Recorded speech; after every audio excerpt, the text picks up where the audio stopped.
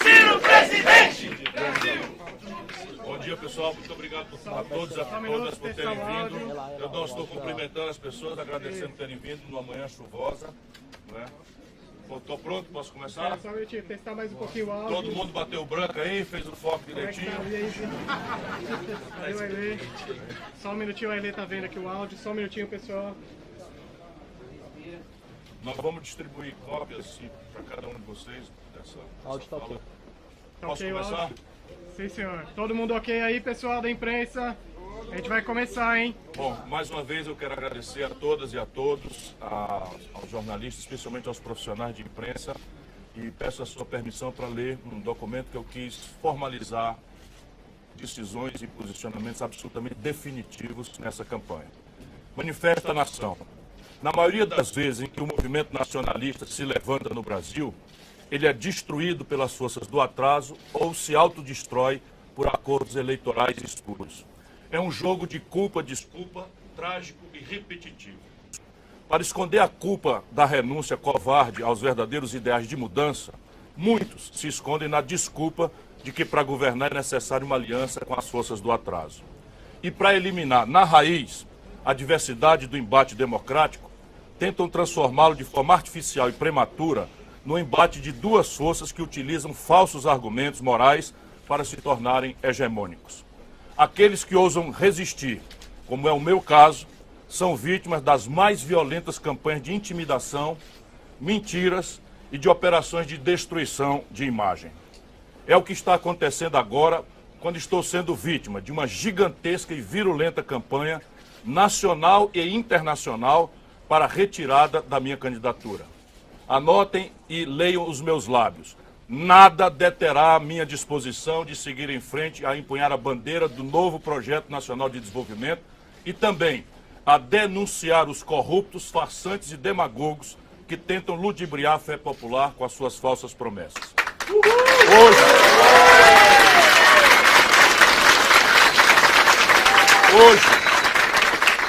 Hoje a máscara desta farsa cobre duas faces, que mesmo possuindo certos conteúdos e contornos diferentes, trazem de forma profunda a matriz histórica dos erros que há décadas atrasam o Brasil e escravizam o nosso povo.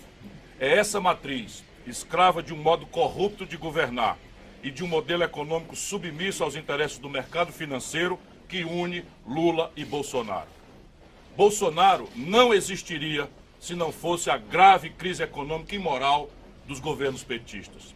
E Lula não sobreviveria em sua ameaçadora decadência se não fossem os desatinos criminosos de Bolsonaro.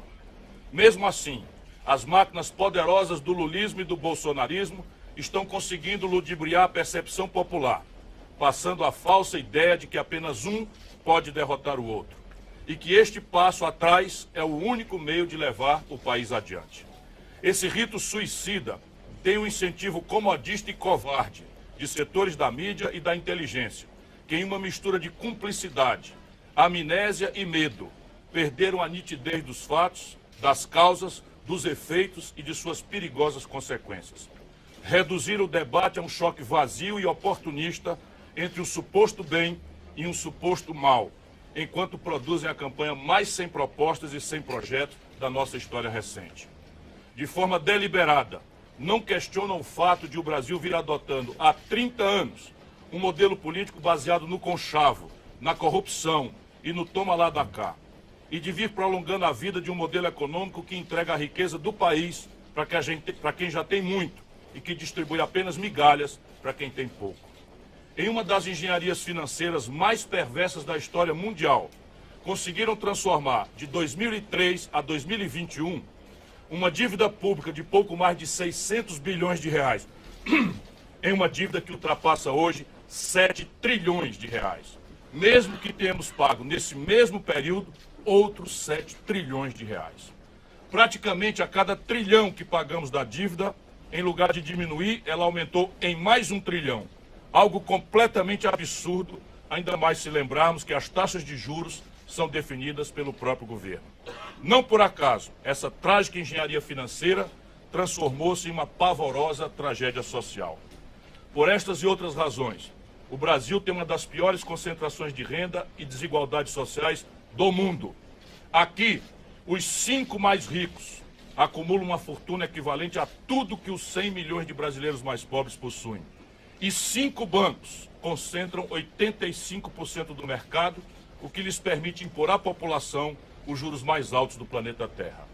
Esquecem-se ou fingem esquecer que exatamente por isso, cerca de 40 mil indústrias e mais de 350 mil comércios fecharam as portas do governo Dilma para cá. E que mais de 66 milhões e 600 mil pessoas e 6 milhões de micros, pequenas e médias empresas estão com o nome sujo no SPC ou no Serasa. É por conta desse esquecimento deliberado e criminoso que ostentamos tantos outros números que nos causam vergonha e indignação. Somos o segundo maior produtor de alimentos do mundo, porém aqui mais de 33 milhões de brasileiros passam fome. 125 milhões não conseguem fazer as 3 refeições diárias e até carcaças de animais são vendidas como alimento. Somos uma das maiores economias do planeta, mas aqui 55 milhões e 500 mil pessoas vivem só com R$14 ou menos ainda por dia. O desemprego ronda a casa dos 10 milhões. O desalento são 5 milhões, ou seja, pessoas que já desistiram de procurar emprego. E o subemprego, que paga menos do que o mínimo e não garante nenhum direito, torna-se a regra geral e não a exceção.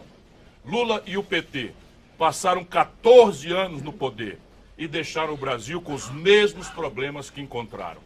A prova disso é a rápida evaporação dos efeitos da fugaz benesse que conseguiram produzir, impulsionada por ciclos favoráveis de commodities. Lula continua a repetir que colocou os pobres no orçamento, quando na verdade os contentou com migalhas, deixando-os aonde sempre estiveram, na escravidão da pobreza. Bolsonaro, sua cria maligna, seguiu parte dessa cartilha, aliando-se ao centrão e rendendo-se à corrupção e ao clientelismo. E acrescentou, sem dúvida, conteúdos gigantescamente mais pavorosos: o desrespeito às instituições e crimes contra a humanidade. Mas essas diferenças não conseguem os separar de todo. Ao contrário, conteúdos políticos e econômicos profundos mais os aproximam do que os separam. Por isso tudo, o Brasil está na iminência de sofrer a maior fraude eleitoral da nossa história. Não a mentirosa fraude das urnas eletrônicas inventada por Bolsonaro, mas a fraude do estelionato eleitoral, que sofrerão as vítimas que apertarem nas urnas invioláveis o 13 ou o 22. As urnas são de fato invioláveis, mas a legítima vontade popular está sendo tremendamente violada. Pois os que pensam que apertar o 13 elegerão Lula, mesmo que com seus defeitos, estarão na verdade elegendo os mesmos que saquearam o país nos últimos anos, com os quais Lula vergonhosamente de novo se aliou. Aqueles que pensam...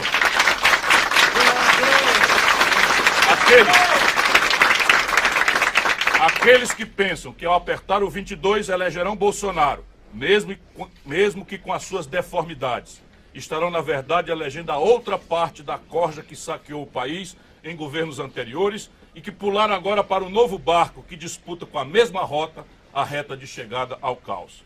Mas ninguém traz isso para o debate. Agora, na reta final da campanha mais vazia da história, embalam tudo no falso argumento do voto útil. Com essa pregação, querem eliminar a liberdade das pessoas de votarem, no regime de 2 turnos, primeiro no candidato que mais representa seus valores, e, se for o caso, de optarem depois por aqueles que mais se aproximem de suas ideias. Querem privá-las do direito de expressar seus sonhos e de testar a força das suas posições, enriquecendo o debate e fortalecendo a pluralidade de ideias. Querem calar as vozes das dissidências e submetê-las sob o regime do medo e do terror velado a 2 blocos rivais que se escondem no maniqueísmo e no personalismo para disfarçar as profundas e definitivas semelhanças de suas candidaturas. Por mais jogo sujo que pratiquem, eles não me intimidarão. Não fugirei...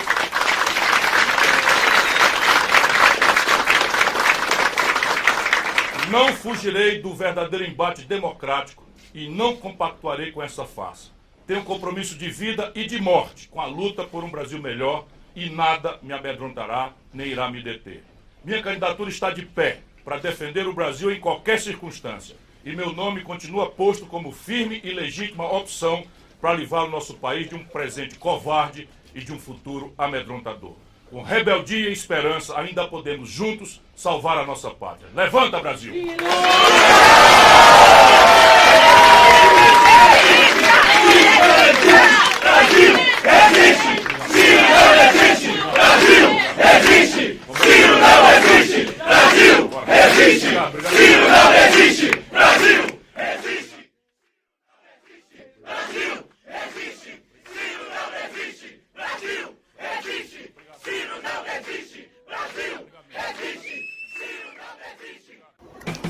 Tic-tic-tac. Informações, notícias, entretenimento e outras coisas mais. Ajude o nosso canal a crescer. Compartilhe, inscreva-se, dê um like. Também em outras redes sociais.